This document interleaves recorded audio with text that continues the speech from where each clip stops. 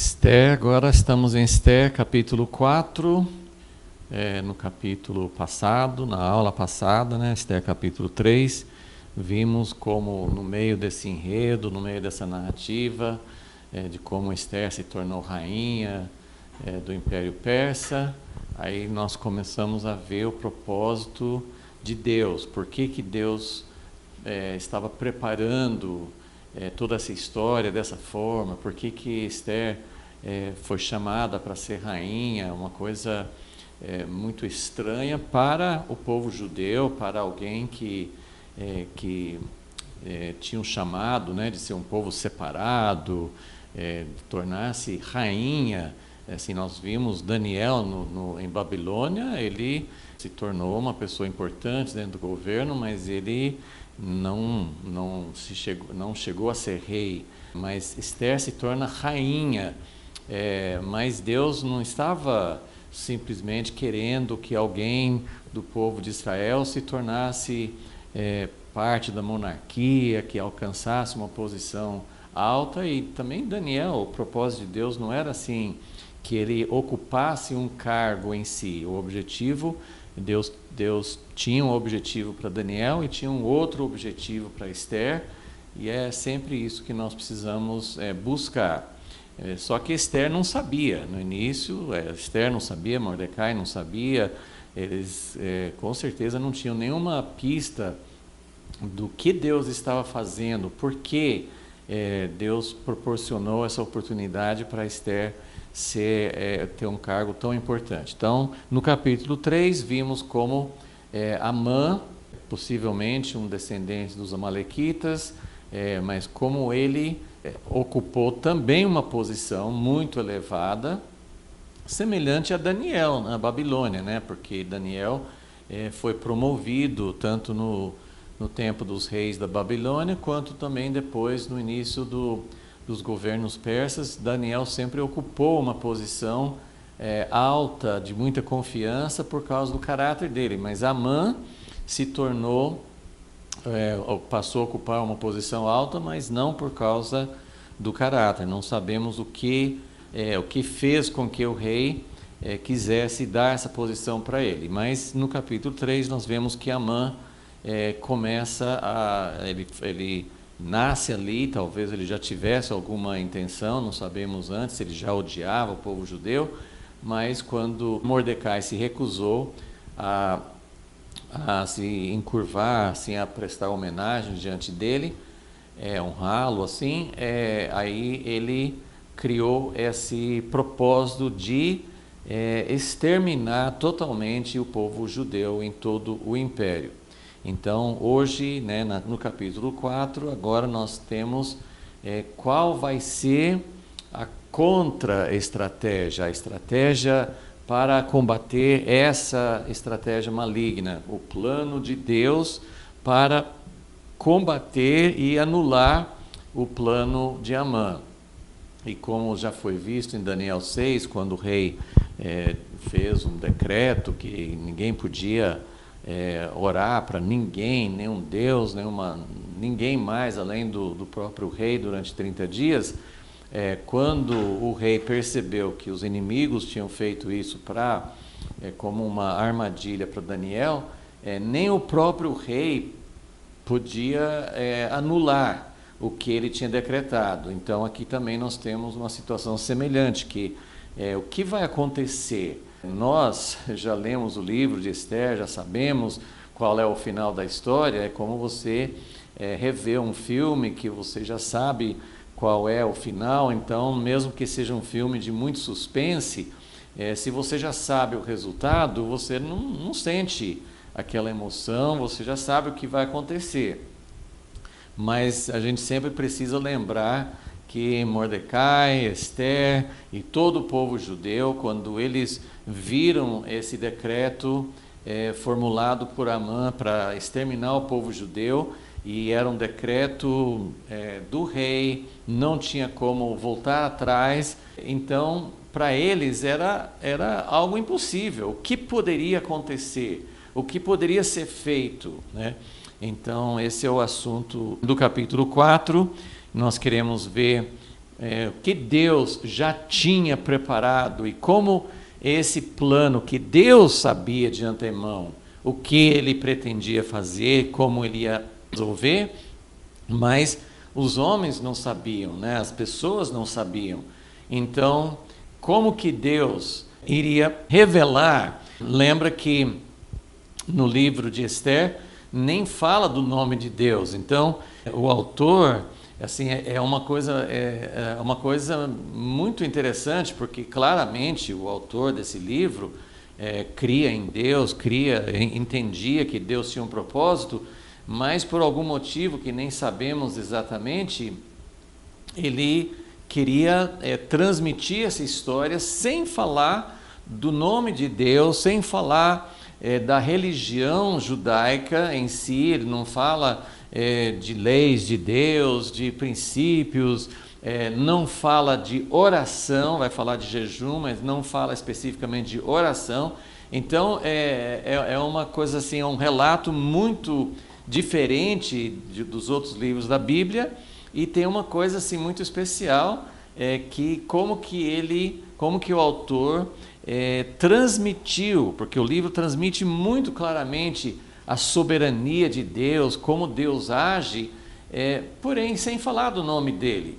Eu acho isso muito significativo. Nem sempre deve ser nossa estratégia, depende das circunstâncias, mas de alguma forma, não sei se para quem o autor estava dirigindo esse relato, não sei exatamente qual o motivo que estava por trás disso, mas ele transmitiu de uma forma impressionante essa história, mostrando como Deus tinha tudo preparado, como Deus estava colocando, alinhando os acontecimentos, sempre lembrando que Deus não é o autor, ele não é Deus que instiga, não é Deus que faz com que os homens pequem, que todas as coisas erradas que acontecem por parte do rei ou de Amã, essas coisas não foi Deus que programou, não foi Deus que queria que isso acontecesse, mas Deus tinha tudo preparado para o que fazer diante daquilo, como desde o início da história da redenção, diante do pecado do homem, o que Deus iria fazer, o que Deus tinha preparado qual a carta que ele tinha na manga para resolver aquilo que foi feito de uma forma errada. Então, nós queremos aprender aqui alguma coisa da soberania de Deus, e nós não vamos chegar ao final do capítulo 4 hoje, mas só para a gente lembrar que, pelo menos no meu conceito, na minha análise, esse é o capítulo mais importante do livro de Esther, é o capítulo-chave, né? Depois vai ter o desenrolar das coisas que resultam das decisões, da estratégia que nasce aqui, mas aqui o capítulo 3 mostra como nasceu o plano maligno, e agora nós vamos ver como nasceu uma estratégia preparada por Deus, mas sem Deus intervir, sem Deus aparecer para alguém, sem Deus mandar um profeta. Deus promove, Deus arranja as circunstâncias e usa pessoas de tal forma que o seu plano vem à tona, se manifesta, mas de uma forma aparentemente muito natural e espontânea. Então, vamos orar, vamos pedir a sabedoria, a iluminação de Deus para podermos realmente aprender dessa história e aplicar para o nosso tempo hoje. Senhor, cada vez que nós vemos como o Senhor age sem se impor, sem obrigar os homens, mas ao mesmo tempo como o Senhor sempre vence, os teus propósitos vão superar, vão vencer todos os planos malignos. Então nós sempre olhamos para isso com admiração, quão grande é a tua sabedoria, quão profundos são os teus caminhos, e nós queremos fazer parte de algo, porque hoje nós também enfrentamos situações impossíveis e podemos perguntar como que Deus vai vencer numa situação tão adversa? Como é que uma determinada situação que parece que impõe uma derrota a Deus, uma derrota ao plano de Deus, como que Deus vai agir? O Senhor pode agir de uma forma muito intervencionista, o Senhor poderia ter feito as coisas de uma forma diferente, mas sabendo que o Senhor não vai fazer isso, como que o Senhor vai fazer com que os teus planos se cumpram e a tua sabedoria seja vista? Então, nós estamos diante disso aqui nesse livro e queremos conhecer mais a Ti, queremos conhecer mais os Teus caminhos. Ajuda-nos nesse momento, pedimos em nome de Jesus. Amém. Então, no capítulo 4, a primeira coisa, assim, só para fazer a conexão do capítulo 3, no final do capítulo, do último versículo, né, capítulo 3, versículo 15, o final do versículo fala: o rei e Amã se assentaram a beber. Aqui não fala de uma festa, né, mas eles se assentaram para beber, certamente para comer também. É um dos grandes temas recorrentes no livro de Esther, desde o primeiro capítulo até o fim, está sempre falando de banquetes, de festas. Tem uma porção de festas que acontece o tempo inteiro. Já vimos no capítulo 1, no capítulo 2, e aqui no capítulo 3, depois que Amã consegue a aprovação do rei para o seu plano maligno, eles se assentam para beber juntos, né? Talvez não especificamente para comemorar essa decisão, mas eles estão de bem, estão despreocupados, acabaram de decretar o extermínio de um povo inteiro, morte e saque dos seus bens, uma coisa horrível, e eles se assentam para comer, né? Assim, é uma cena muito significativa, porque mostra quanto que eles não se preocupam com o que acontece com outras pessoas. E aí agora o capítulo 4 já mostra a outra cena. Então Amã e o rei estão comendo e bebendo juntos, e celebrando e vivendo para seu prazer, e Mordecai toma conhecimento do decreto. Então, capítulo 4, versículo 1, quando soube de tudo que se havia passado, no capítulo 3, de tudo.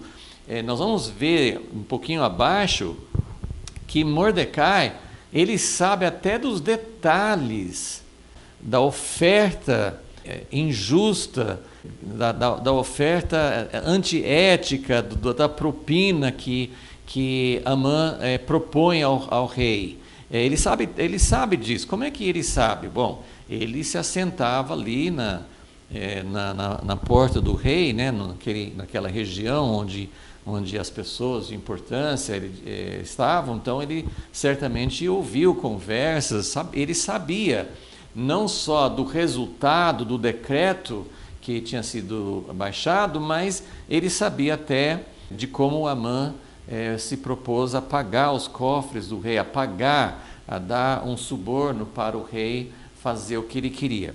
Então, quando ele soube de tudo o que se havia passado, então aqui nós temos uma reação muito forte de Mordecai, e nós queremos assim seguir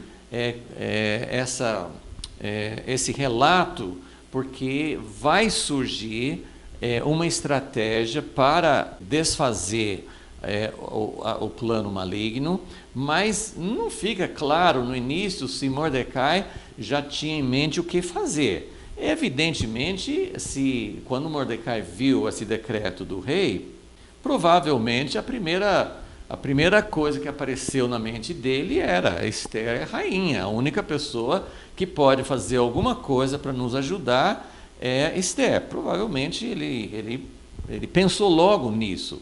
Mas a primeira coisa que relata nesse capítulo não é assim, friamente, Mordecai pensando, ou nem perguntando, né? Aqui esse livro não fala de oração, não fala de Deus, então, mas não mostra Mordecai bolando um plano, não mostra Mordecai conversando com alguém, nem mesmo com Esther inicialmente. A primeira coisa que nós vemos aqui, eu acho assim, muito forte isso, muito significativo, é uma coisa natural, não é uma coisa estranha, mas é uma coisa muito importante que nós podemos até pensar. Quem confia em Deus não devia ficar desesperado. Quem tem uma confiança em Deus e no seu plano, né, se morre alguém, se alguém está doente, quem confia em Deus não deveria ter falta de confiança, né, desespero. Mas aqui mostra, e a Bíblia, eu vou citar daqui a pouquinho, mas a Bíblia faz questão de mostrar, era uma questão cultural também daquela época e daquele povo, mas assim, era algo muito importante não tentarmos reprimir a reação de luto, de tristeza, de sentir a importância disso que tinha acontecido. Deus não espera de nós que nós tenhamos uma reação impassível, sem demonstrar emoções. Nós temos isso em Jesus. Jesus com certeza sabia que o que Deus queria que ele fizesse quando Lázaro morreu, desde quando Lázaro ficou doente, que ele nem foi lá, com certeza Jesus já tinha uma direção de Deus, de que ele iria lá para ressuscitar Lázaro. Mas quando ele soube da morte de Lázaro, ele chorou. Então isso mostra que os sentimentos, as emoções, elas não devem nos controlar, elas não devem ser a única coisa na nossa vida. Nós podemos ser dominados de uma forma errada por sentimentos, por emoções, mas veja só essa descrição. Quando ele soube de tudo que se havia passado, Mordecai rasgou as suas vestes. Lemos isso muitas vezes na Bíblia, né? Quando algo muito triste acontece, a pessoa rasga as suas vestes, cobriu-se de pano de saco, então ele não usa as roupas normais de boa textura, ele se cobre de pano de saco, porque é áspero, porque não é uma roupa bonita, é uma demonstração de tristeza, é uma demonstração de luto, e de cinza. Eles colocavam cinza na cabeça, tinha caso de pessoas que se assentavam na cinza. Então, a cinza representa assim, destruição, representa assim, algo que foi consumido pelas chamas e que então fazia parte da demonstração visual daquilo que eles estavam sentindo interiormente. Então ele rasga as vestes, ele se cobre de pano de saco, coloca a cinza, desfigura, o rosto fica preto, usa cinza na cabeça e saiu pela cidade. Não foi uma coisa, ele fez uma coisa pública. Ele saiu pela cidade clamando com grande e amargo clamor. Clamando com grande e amargo clamor. Eu vou até ler algumas outras traduções. Eu gosto quando é algo que descreve o drama. Eu acho muito importante não resumir. Tem traduções da Bíblia que colocam assim, que ele chorou muito, que ele ficou triste, mas é importante colocar algo que descreve, algo que cria um impacto, que você entende o que estava acontecendo com Mordecai. Então, essa tradução minha fala, clamando com grande e amargo clamor. Então, ele sai pela cidade, então ele é visto pelas pessoas.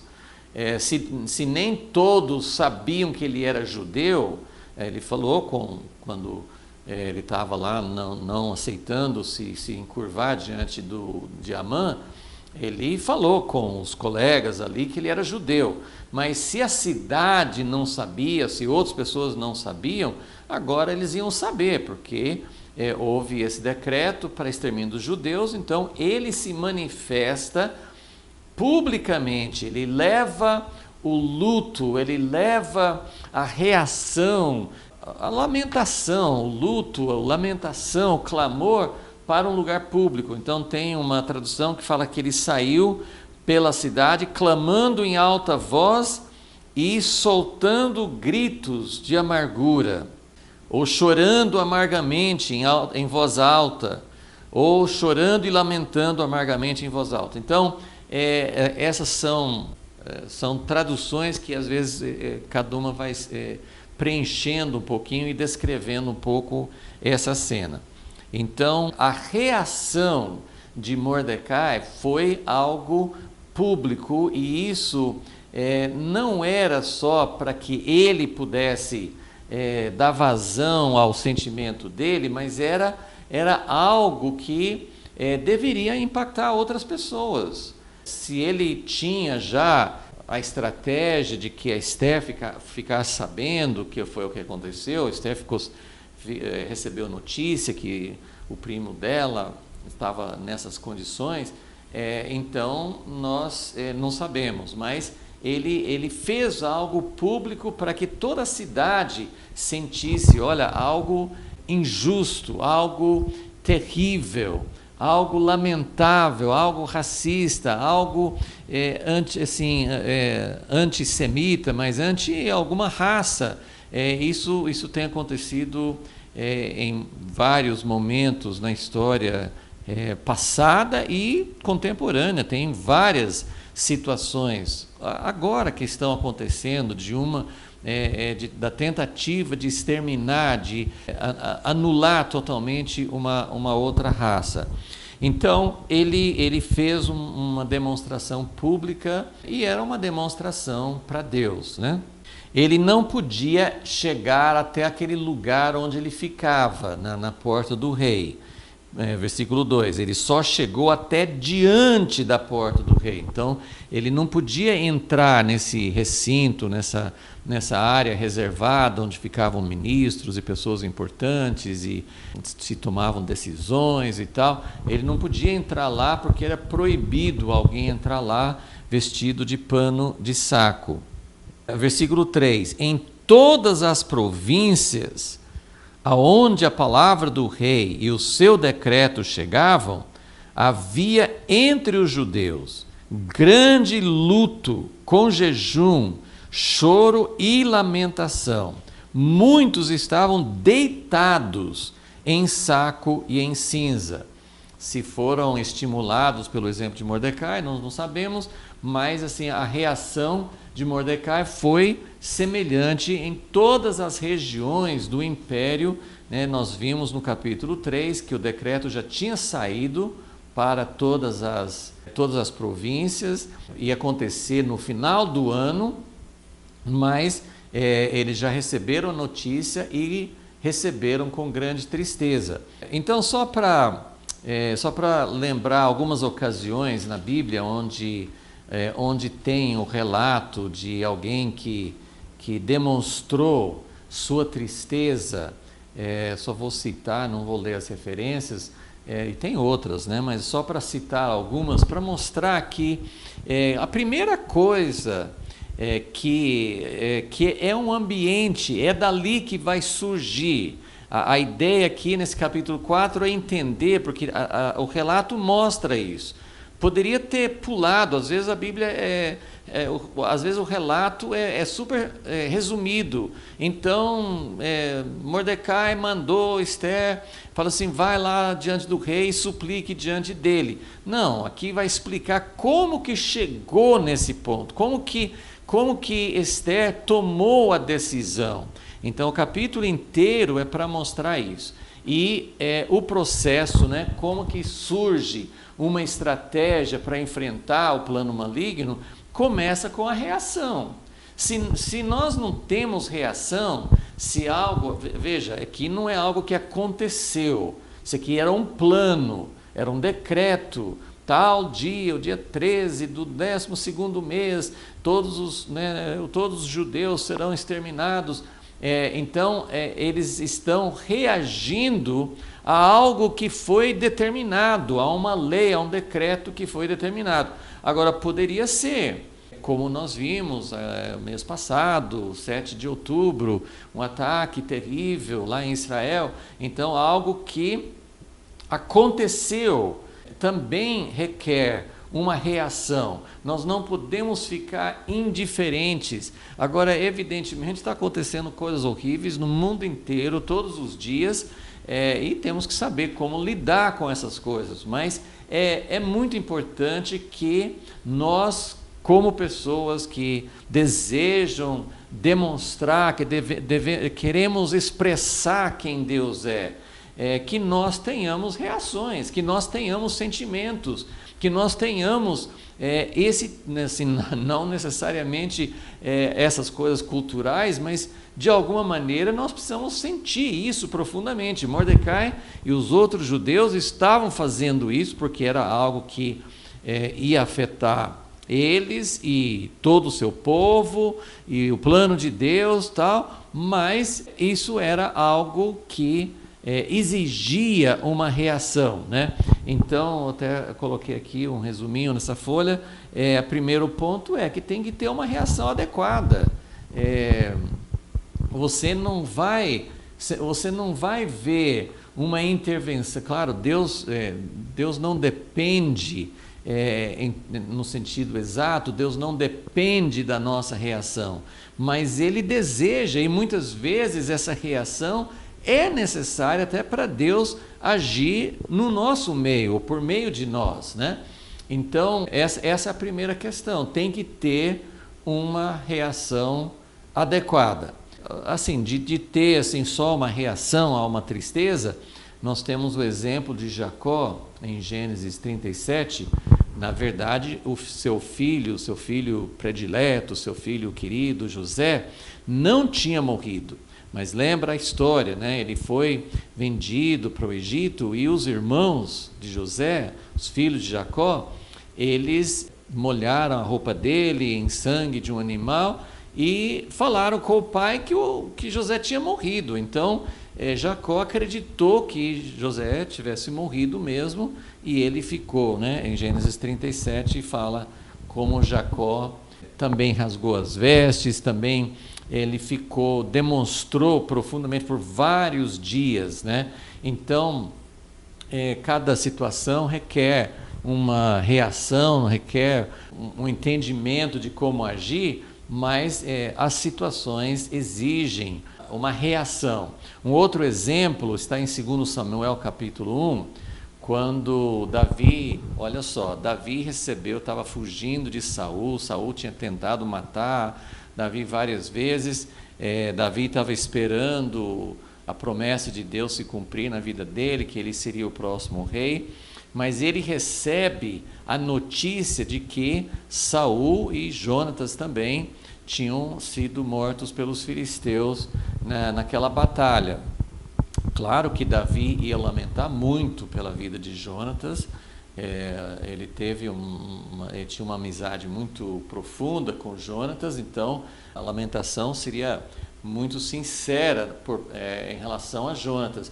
Mas Davi fez uma lamentação em relação a Saul, e isso era importante, porque não é uma coisa banal o rei Saul ter sido morto pelos inimigos de Israel, pelos filisteus. Então, Davi, ele era um homem que sabia como reagir corretamente, como não considerar uma situação como, vamos em frente, vamos tocar para frente, né? Existe um equilíbrio certo nisso, né? Existem reações exageradas, mas para cada situação, para cada acontecimento, para cada perspectiva, existe uma reação adequada, e nós precisamos buscar isso de Deus, e nem sempre é aquela reação que talvez fosse mais fácil, mais natural para nós. Aqui era uma reação muito natural no livro de Esther, mas é importante não sufocar isso e não pensar, não, Deus quer que eu continue crendo, eu vou crer em nome de Jesus, não vai acontecer nada.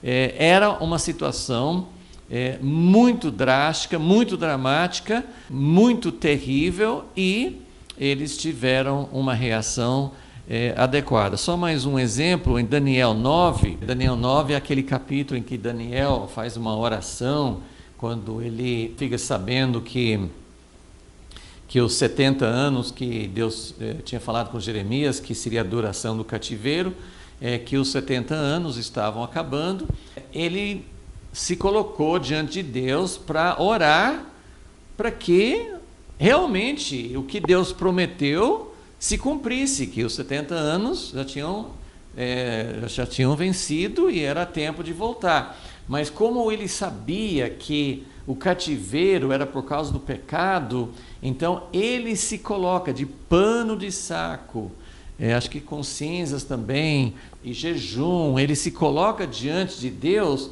porque ele sabe que a causa do cativeiro era algo muito sério, e não era só uma oraçãozinha, não era só Deus, como o Senhor prometeu, cumpre o que o Senhor prometeu, não. Ele realmente levou isso muito a sério. E assim temos vários outros exemplos bíblicos de como a reação, de como nós devemos ter diante de uma necessidade de arrependimento, diante de algo terrível que pode acontecer, ou diante de algo terrível que acabou de acontecer, nós devemos ter reações adequadas, ok?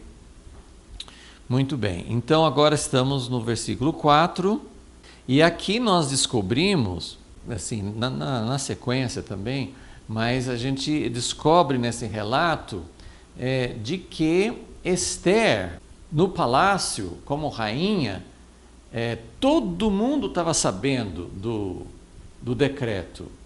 Foi enviado para todas as províncias, toda a cidade ali na capital, todo mundo sabia. O último versículo do capítulo 3 fala que a cidade de Suzã, toda a cidade estava perplexa, porque todo mundo devia conhecer algum judeu e como assim, o que está acontecendo? Então, agora é interessante que Esther não sabe, Esther não ficou sabendo.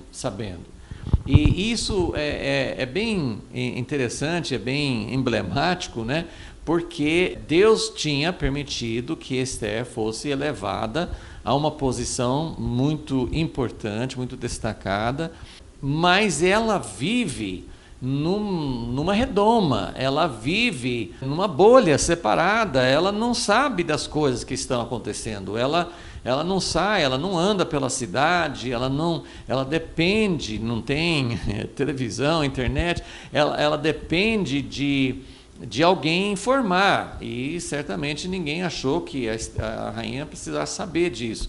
Então, ela ficou perplexa, não porque soube da notícia. Versículo 4, vieram as jovens, as assistentes, as moças que serviam a ela, vieram as jovens de Esther e os seus eunucos e fizeram-na saber do quê?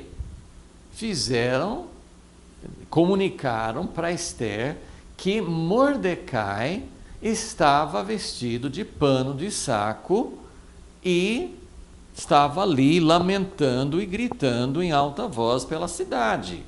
Então, é isso que ela ficou sabendo. Ela não sabia o motivo. Então, nós temos já falado sobre essa parceria, a cooperação que Deus preparou. Esther estava numa posição de muita responsabilidade. Agora essa posição vai ser importante para o plano de Deus de reverter o plano maligno, mas ela não sabe, ela nem sabe do plano maligno, e ela também não vai saber como resolver quando ela fica sabendo. Então, essa interdependência, essa cooperação entre Esther e Mordecai é muito significativo, porque ela tem uma responsabilidade, uma posição, mas ela depende de Mordecai para vários pontos importantes. Ela não conseguiria jamais cumprir a missão dela sem Mordecai. E, obviamente, Mordecai também não ia conseguir fazer as coisas, resolver a situação sem Esther. Deus tinha preparado esse plano, essa estratégia, mas eles não sabiam. Nem Mordecai nem Esther sabiam de como deveria funcionar, de como Deus iria levantar uma estratégia para resolver. Então, o que a Esther faz? Né? Ela ficou sabendo, e versículo 4 fala que ela ficou, a minha tradução fala assim, muito se doeu. Acho meio fraco isso aí. Ela, na verdade, ela ficou muito aflita, muito angustiada, muito inconformada, muito agitada. O que é importante aqui? Ela vai fazer uma coisa, vamos dizer assim, a primeira reação dela, o que é? Ela manda roupas para vestir Mordecai, para tirar o pano de saco. E ele simplesmente recusou. Ela mandou alguma pessoa no serviço dela com roupas para oferecer. Mordecai, você está com pano de saco? Põe essa roupa aqui. De qualquer forma, qualquer que fosse o motivo, ela não sabia o motivo, mas foi uma coisa, nós falamos assim, sem noção. Ela não tinha ideia, e isso acontece muito conosco, quando alguém está passando por uma situação está muito angustiada, muito aflita, é muito comum a pessoa chegar e falar algo que não ajuda, tipo assim, não fique triste, isso vai passar, olha para cima, não fique desanimado.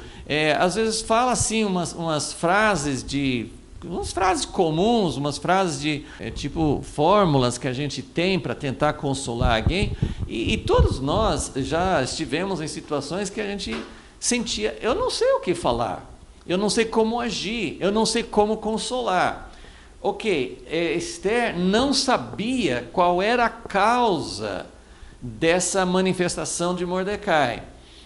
Então ela fez algo que foi a pior coisa possível, né? Claro que Mordecai não ia levar a mal, né? Mas isso acontece muito, às vezes até com pessoas muito próximas, marido e mulher, pai e filho, filha, irmãos, amigos. Isso é muito comum acontecer, da gente falar a pior coisa possível, quer dizer, pior coisa possível, né? Alguém poderia ser muito mais insensível e nem se importar ao falar algo ruim, mas assim, muitas vezes nós não temos o entendimento do que deveria ser feito, mas aqui nós vamos descobrir o que ela fez de errado e o que depois ela consertou e fez certo, né?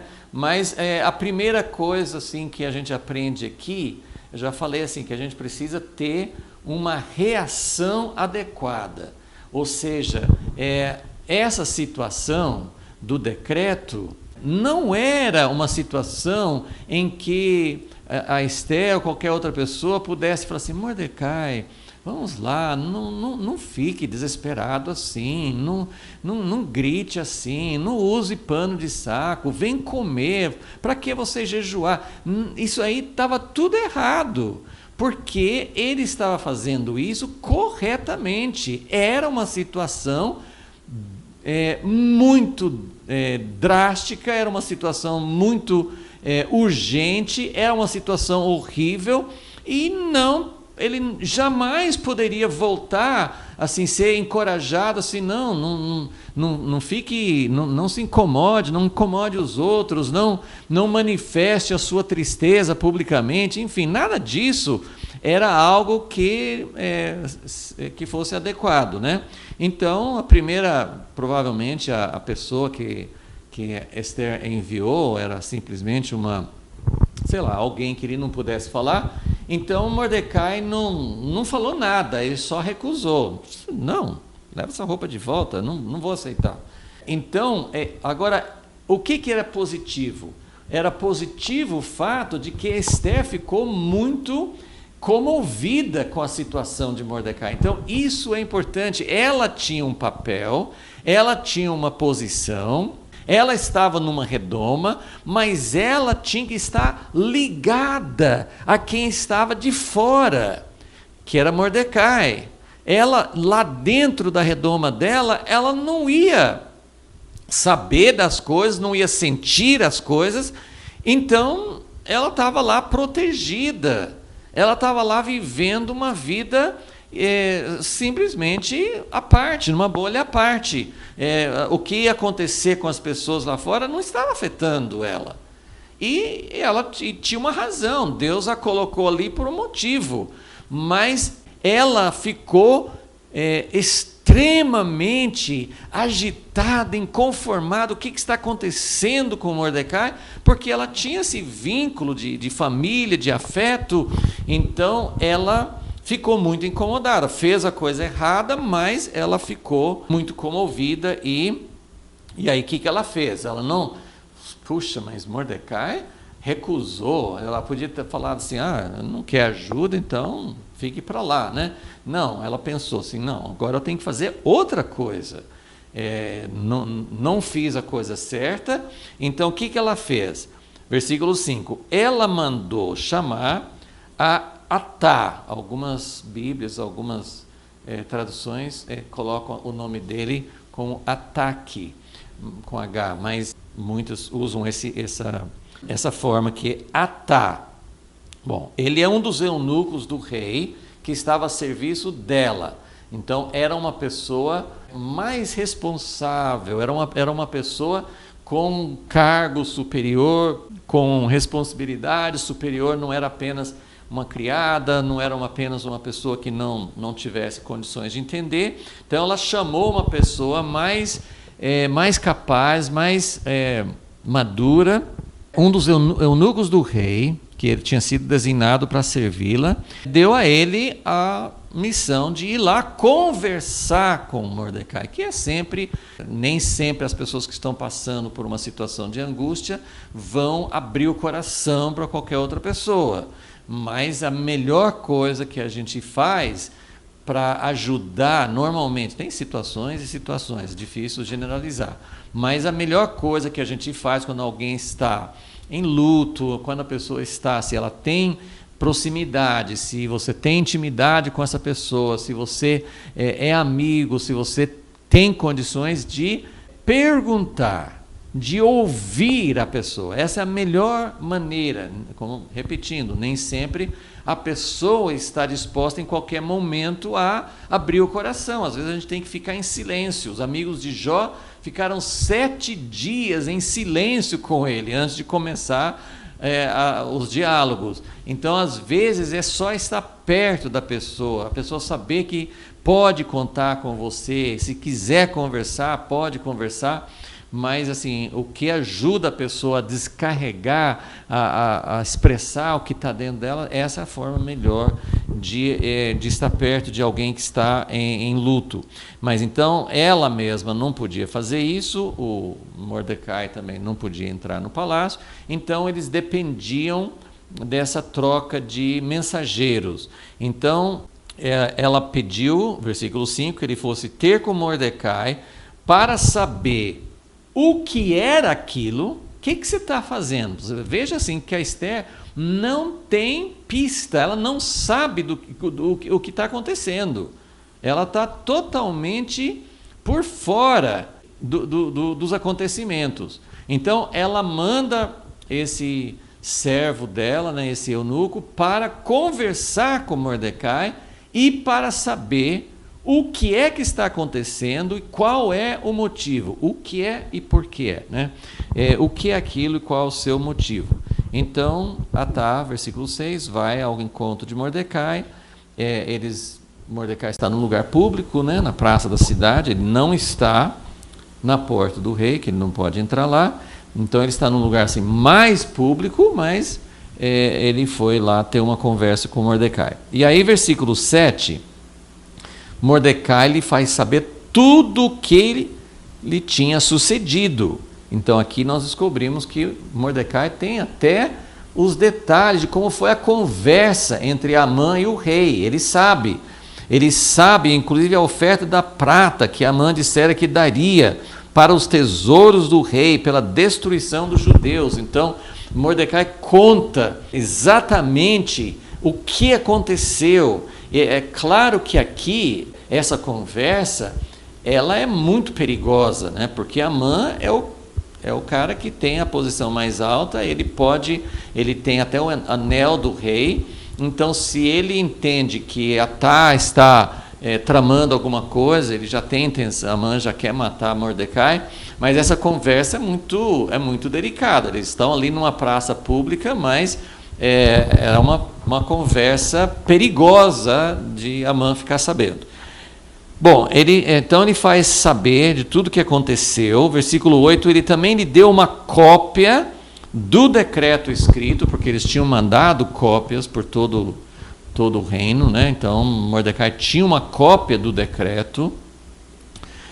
Então ele dá nas mãos de Atá para Ester ver qual tinha sido, né, o decreto, para que a mostrasse, o decreto escrito que se publicarem em Susã para os destruir, para que a mostrasse a Ester e a fizesse saber, a fim. Agora aqui chega o ponto. Então Ester manda Atá para saber o que aconteceu.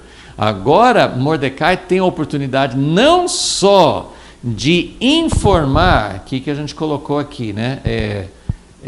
Número 2, né? Como é que surgiu a estratégia, que seria a estratégia dirigida por Deus para enfrentar esse decreto maligno. Veja como Deus nunca fica sem recursos. Deus não fica num canto da parede sem saída. Ele não é tomado assim, ele nunca é pego de surpresa. Ele tem uma saída. Às vezes para nós, eu fico imaginando que mesmo sabendo que Ester era a rainha, mas como que ia mudar esse decreto? Era um decreto irrevogável, não podia mudar.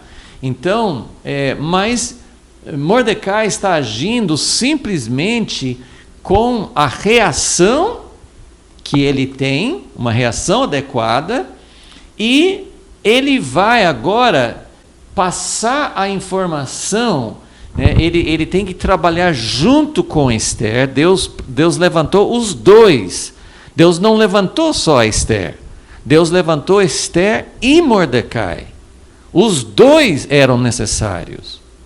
Mordecai era tão importante, tão vital, tão fundamental, não só porque foi ele que criou Ester, mas durante todo esse enredo, durante todos os acontecimentos, Mordecai é uma pessoa fundamental. E a gente não sabe exatamente como Deus vai fazer em outras situações, agora na nossa geração, mas essa cooperação entre pessoas que às vezes vivem por desígnio de Deus. Deus é que enviou Ester para ser rainha. Agora, as características da função dela, da posição dela, era uma característica de estar numa redoma, estar isolado. Ela não tem condições nem de saber o que está acontecendo e nem de saber o que deveria ser feito. Tudo isso veio de Mordecai, porque agora Mordecai transmite a informação e a seriedade. Ele passa para Atá o documento, a informação. Então ele está passando algo de grande, mostrando que isso aqui não é uma coisa superficial, não é uma coisa leviana. Ele passa para Ester. Mas número 3 aqui, nessa mensagem, né, nesse recado que ele vai passar no versículos 7 e 8, né, que é o que Mordecai passa para Atá. Então ele passa toda a informação, ele passa o quanto que é sério, mas ele também dá a Ester. Lembra assim, Ester é a rainha, Ester não deve oficialmente, ela é emancipada, ela não tem que se submeter a Mordecai. Ela poderia se tornar autônoma, independente. E é o que mais acontece. As pessoas vão crescendo, tanto em famílias naturais quanto em famílias espirituais. A pessoa chega a uma posição assim: olha, Deus me deu essa missão, me deu esse ministério, me deu essa função, essa vocação, e a pessoa se acha capaz de conduzir sozinha. E Esther entende que ela precisa da ajuda de Mordecai. Ela olha para ele, ela quer que ele dê a ela as orientações. Ela já tinha seguido a orientação de não revelar sua etnia, seu povo. Ela tinha feito isso, mas agora a situação vai mudar. Então, quando Mordecai passa a ela essa informação, ele também passa uma missão. Ele passa uma ordem. Né? Aqui está escrito assim, no meio do versículo 8, que ele mostrasse a Esther, a fizesse saber, a fim de que... Por que era tão importante Mordecai passar toda a informação para Esther? Porque Esther agora é a única pessoa de todo o povo de Israel, ela é a única pessoa que tem acesso ao rei, é a única pessoa que pode fazer alguma coisa, e Mordecai está dizendo, agora essa é a situação, é por isso que eu não vou tirar o pano de saco, você precisa saber o que aconteceu, mas agora ele também dá a ela uma missão, e é ele que passa para ela essa missão. Ele fala o seguinte, a fim de que fosse ter com o rei, era para ela ir lá diante do rei, falar com o rei e pedir a ele misericórdia e suplicar pelo povo dela.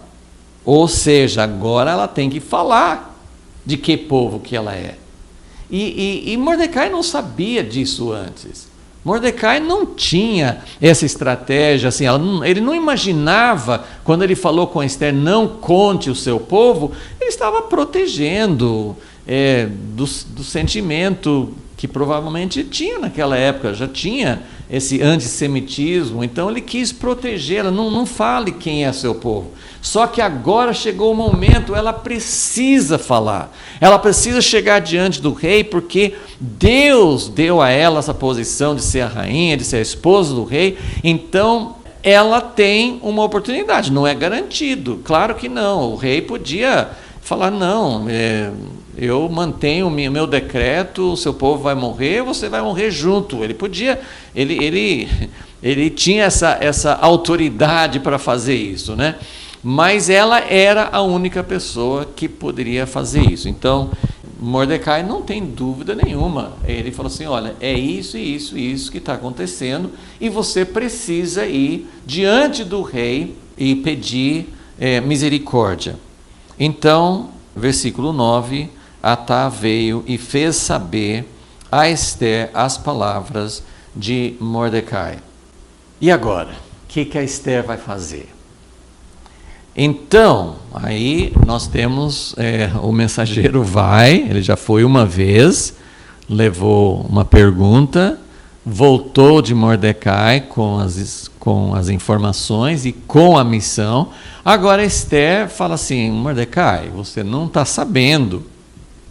Então lembra que Esther, ela não sabe o que está acontecendo, e devido à posição dela, devido a ela ser a rainha e viver no palácio, estar nessa redoma tão diferente, ela não sente, ela não tem essa certeza que Mordecai tem. Mordecai está lá fora, ele faz parte da vida real, ele sente, ele sabe que ele vai ser o primeiro a ser morto, mas ele sabe que todo o povo judeu será morto, então para ele, assim, não tem alternativa. Mas Esther ainda pensa, não, eu não posso ir diante do rei, porque ninguém pode ir diante do rei, senão vai morrer. Esther, todo mundo vai morrer, né? Então, assim, a primeira reação dela, ela é uma pessoa exemplar, ela é uma pessoa, ela aceita a missão depois, mas veja só qual foi a primeira pergunta dela. Ela fala assim, versículo 11, né, o recado que ela manda Atá levar de novo para Mordecai, a segunda rodada, né, de diálogo.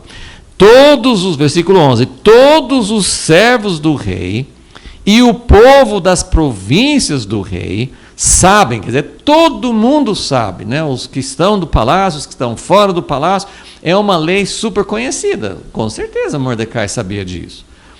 Mas ela está falando como assim, você não sabe? Todo mundo sabe, das províncias, de dentro, de fora, todo mundo sabe que para todo homem ou mulher que entrar lá naquele lugar reservado, né, nos palácios, já até para proteger se houvesse algum ataque de inimigos, né, ou a sala do rei ficava lá dentro, depois de passar por vários corredores e proteções e tal, assim, então tinha um lugar muito reservado lá no interior desse palácio, que ninguém entrava, só aqueles que o rei chamasse. Ninguém entrava assim por conta própria, dizendo, eu estou aqui porque eu quero falar com o rei. Se isso acontecesse, ela disse, ninguém entra ao rei no pátio interior sem ser chamado.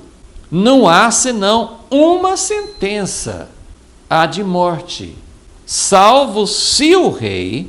Então, que era a situação? Normalmente nem aparecia essa situação, eles até tinham uma provisão. Se alguém chegasse lá sem ser convidado, só tinha uma sentença, morte.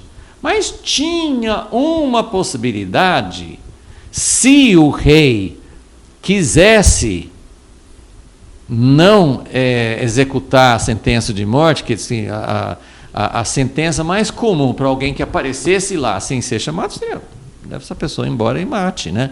Mas tinha uma possibilidade, que ele podia estender o cetro e dizer, sim, pode entrar.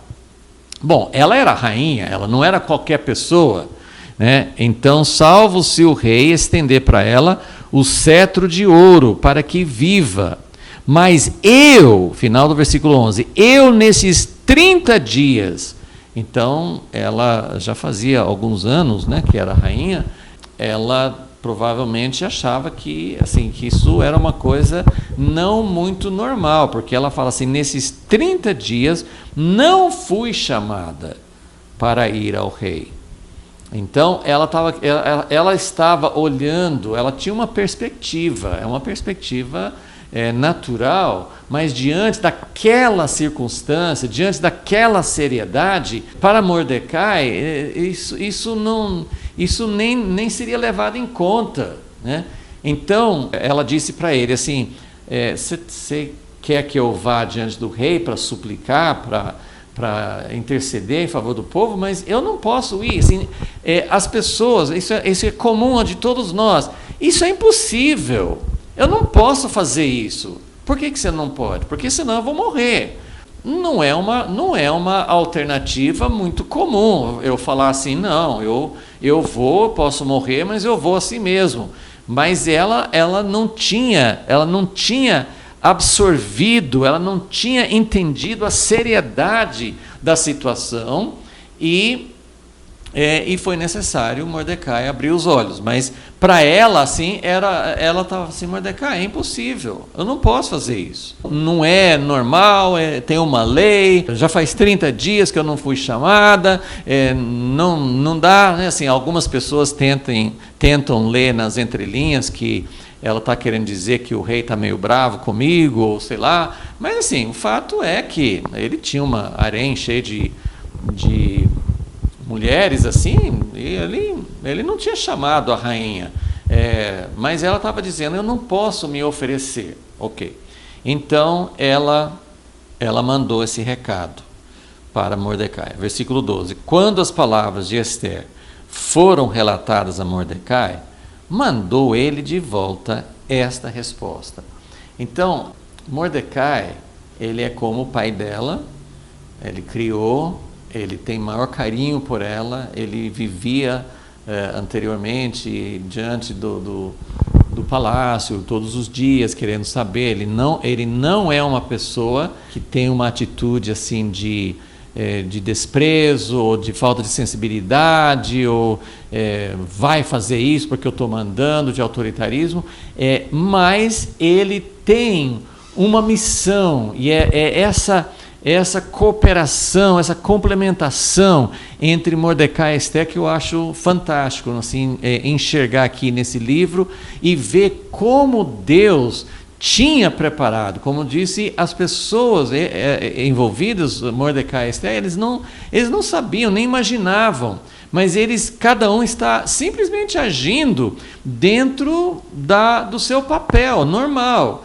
Mordecai como uma função de pai, mas também uma função de responsável. Ele está numa posição, Mordecai também está numa posição diferente dos outros judeus. Provavelmente é o único judeu que tem acesso ali à porta do rei, é o único judeu que tinha mais acesso às informações e ele até pôde salvar a vida do rei. Enfim, ele também tem uma posição diferenciada e ele sente claramente uma missão, e é para o bem de todo o povo judeu. Então, o que ele responde? O que ele fala com a Esther? Se Esther está achando que ela não pode por causa disso e disso, então ele manda de volta.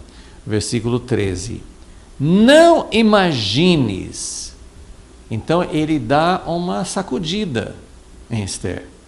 Ele fala assim: não é porque você é rainha, não é porque você está numa posição privilegiada. E olha, gente, você pode aplicar essa posição de privilégio. Tem pessoas que são privilegiadas porque têm um nível econômico melhor do que os outros. Tem pessoas que têm uma posição de autoridade, de influência, né? Tem várias coisas que podem nos dar essa sensação de redoma. Há várias coisas que podem nos fazer sentir que isso pode acontecer com o povo, pode acontecer em outros lugares, em outros países. Nós vivemos no Ocidente, nós vivemos num país que não tem perseguição, nós vivemos num lugar de democracia. Enfim, nós podemos usar muitas coisas. Eu faço parte da igreja, eu faço parte do povo de Deus, então eu estou numa categoria à parte. Então, como eu falei assim, esse final do capítulo 4 é um ponto máximo de entendimento. Esse livro que não fala do nome de Deus, não é uma coisa explícita falando sobre a soberania de Deus ou os planos de Deus, mas isso aqui é muito, muito profundo, porque ele diz o seguinte: não imagines que por estares no palácio tu somente escaparás dentre todos os judeus. Esther, você não está numa categoria à parte. Sim, você está numa posição de privilégio, você é a rainha, mas se isso acontecer de matar todos os judeus, você também será atingida por essa sentença. Então, esse é o primeiro ponto. Então, você não vai escapar se esse decreto for executado. Então, não imagine, não sonhe, não fique colocando na sua cabeça que você pode ajudar os outros, mas você também não está em perigo. Não, você tem que ir diante do rei, porque você também está em perigo. Agora, a segunda parte, versículo 14. São três coisas, né, que Mordecai fala nessa resposta para Esther. Primeiro, não imagine que você vai escapar. Segundo, você tem uma decisão. Você pode não falar. Se você se calar agora, e aqui, olha como que esse autor escreveu essa frase sem falar do nome de Deus. Eu acho que eu não saberia falar isso. Mas ele fala assim: se você se calar, socorro e livramento virá. O livramento virá. Virá de quem? Virá de Deus. Mordecai está pensando em Deus. Isso aqui não é uma coisa virá de onde? Não. Socorro e livramento de outra parte. Quer dizer, Deus vai usar outra pessoa.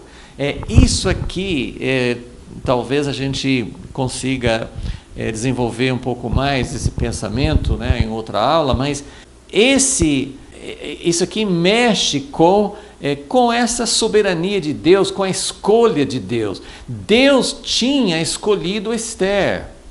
Deus fez um plano para que Esther fosse o instrumento dele para trazer livramento para o seu povo. Mas ela tinha uma decisão. Ela poderia decidir: não, eu não vou fazer isso. Ele está colocando. Se você, primeiro, sim, você está sujeito a morrer também, então você não está isento. Mas segundo, você pode não aceitar a missão. Você pode dizer: não, eu não quero, eu estou bem, eu tenho minha vida aqui, eu não vou me arriscar, eu não vou abrir mão, eu não vou fazer isso. Então ele falou assim: se isso acontecer, o plano de Deus não vai naufragar, não vai falhar. Né? Paulo fala isso sobre o povo de Israel. Assim, se o povo de Israel for infiel, Deus não vai ficar sem ninguém na terra. E isso vale para cada um de nós. Nós nascemos, cada um nasceu para cumprir uma missão. Nós nascemos para algo. Deus traçou um propósito. Esse propósito a gente não sabe. Sim, para Esther foi maravilhoso pensar: puxa, eu fui escolhida, a mais bela de todas, eu fui escolhida como a rainha. E agora está aparecendo essa escolha. Não foi para você se vangloriar, não foi para você se achar tal. Tem uma missão para você, mas você pode recusar a missão. E aí que está, porque a missão de Deus para nós muitas vezes não aparece, ainda que para Esther foi maravilhoso sim ser uma rainha, mas quando ela entrou nisso, ela não fazia ideia para que ela estava lá. E é isso que Mordecai está falando com ela: você pode se recusar. Deus está colocando uma coisa no seu colo, Deus está colocando uma coisa nas suas mãos, e você tem a alternativa de recusar. Você pode se recusar, mas se isso acontecer, se você se recusar, Mordecai disse, Deus, ele não usa a palavra Deus vai enviar socorro por outro meio. Mas aí você não só vai perder, isso aqui eu até não sei exatamente qual era o pensamento de Mordecai, como é que isso ia acontecer. Assim, vamos supor que, né, ele estava falando, se Esther não fizer não abraçar essa missão, não for diante do rei, então como que esse decreto vai ser revertido? Como é que Deus vai reverter esse plano? Então ele fala assim: Deus vai levantar outro livramento, mas nesse caso ele nem fala você vai perder a oportunidade de ser usada por Deus. Ele nem fala isso. Ele fala assim: nesse caso vai haver livramento para os judeus, mas tu e a casa de teu pai perecereis. Eu não sei exatamente como ele imaginava que isso ia acontecer, mas de alguma forma, assim, se ela não quiser abraçar o chamado de Deus para a vida dela, Deus não vai deixar o seu plano cair, ele não vai deixar de livrar seu povo, mas quem vai sofrer as consequências seria a própria Esther. Esse é o segundo ponto. E o terceiro, que tem relação com isso, é a frase, talvez a frase mais famosa, mais citada de todo o livro de Esther. E quem sabe? Quer dizer, quem sabe? Ele está praticamente afirmando.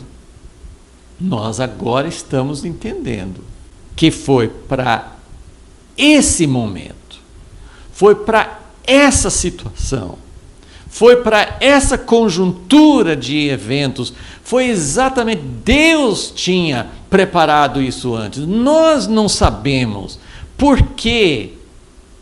Por que certas coisas? Se nós estamos nas mãos de Deus, a gente muda de um local para outro, às vezes a gente faz as coisas sem a direção de Deus. Mas se nossa vida, que isso é sempre uma grande interrogação na nossa cabeça, né?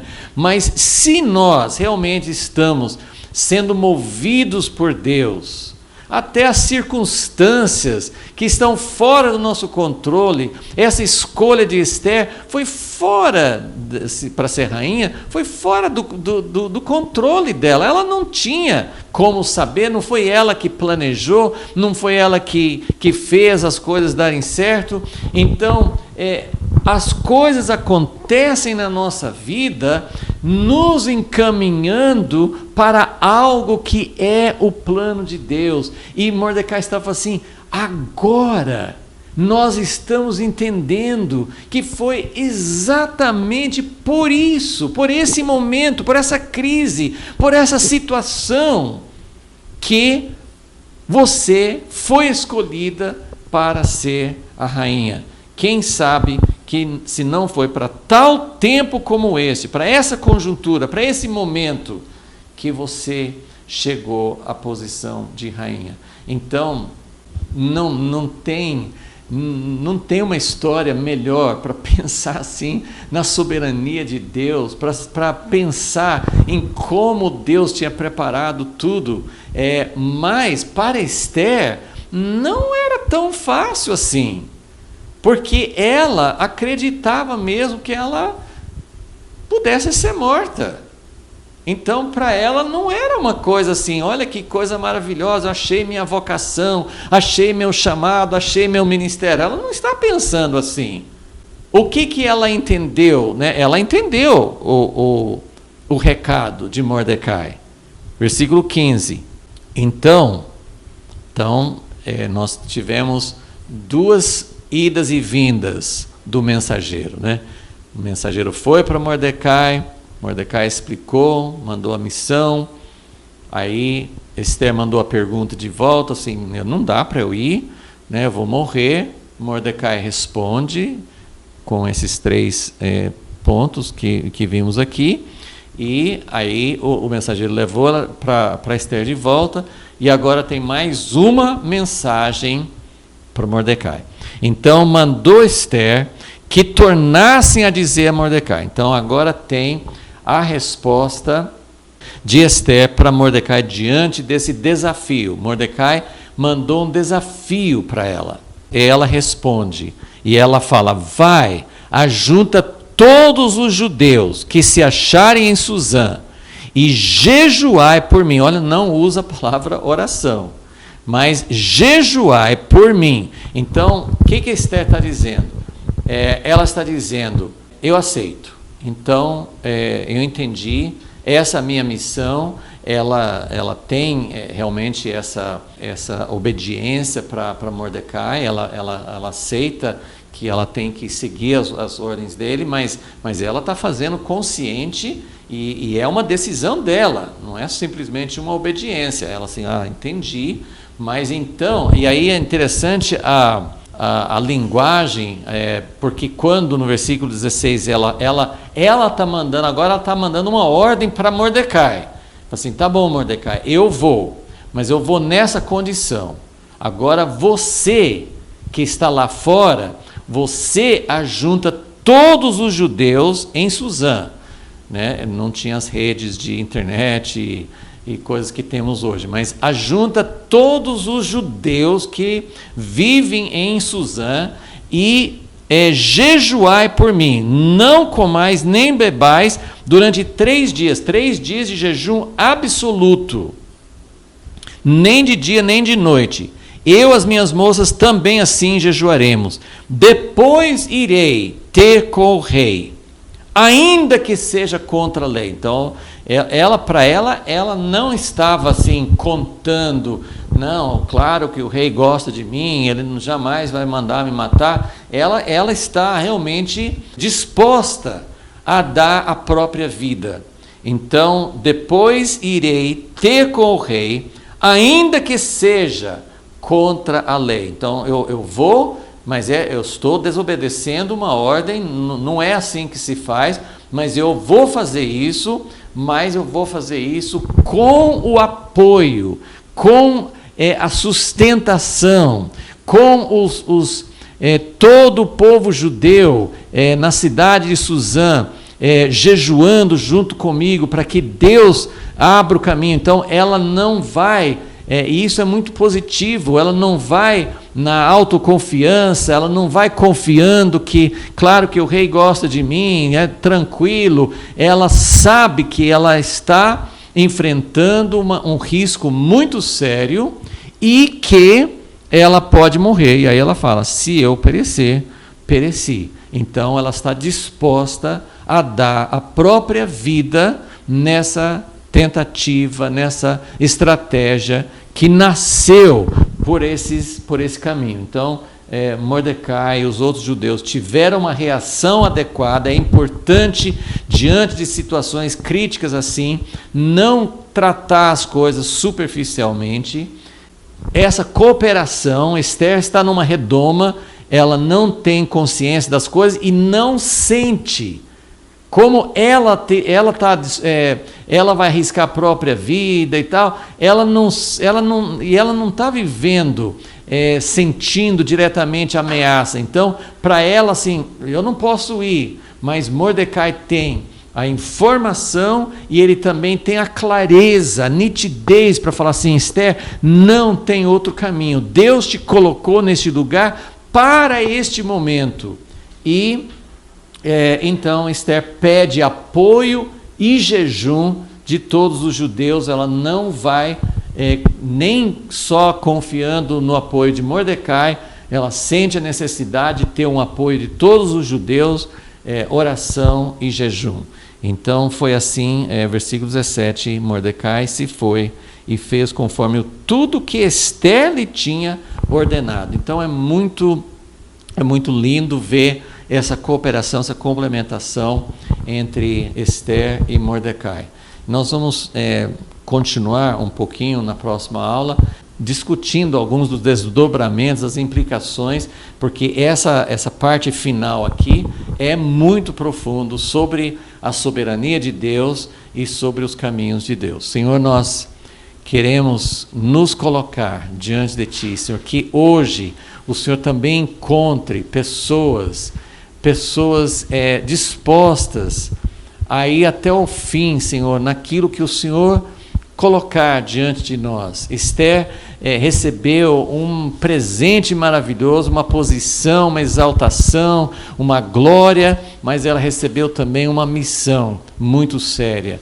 E para um momento de grande crise para os judeus naquela época, para o Teu plano. Então, Senhor, que o Teu plano se cumpra em nós também, que saibamos como aplicar isso e como ter ajuda mútua para entender o que Deus colocou nas mãos de cada pessoa, que nós possamos ser como Esther e como Mordecai, entendendo o Teu plano para o nosso tempo. Pedimos isso com gratidão em nome de Jesus. Amém.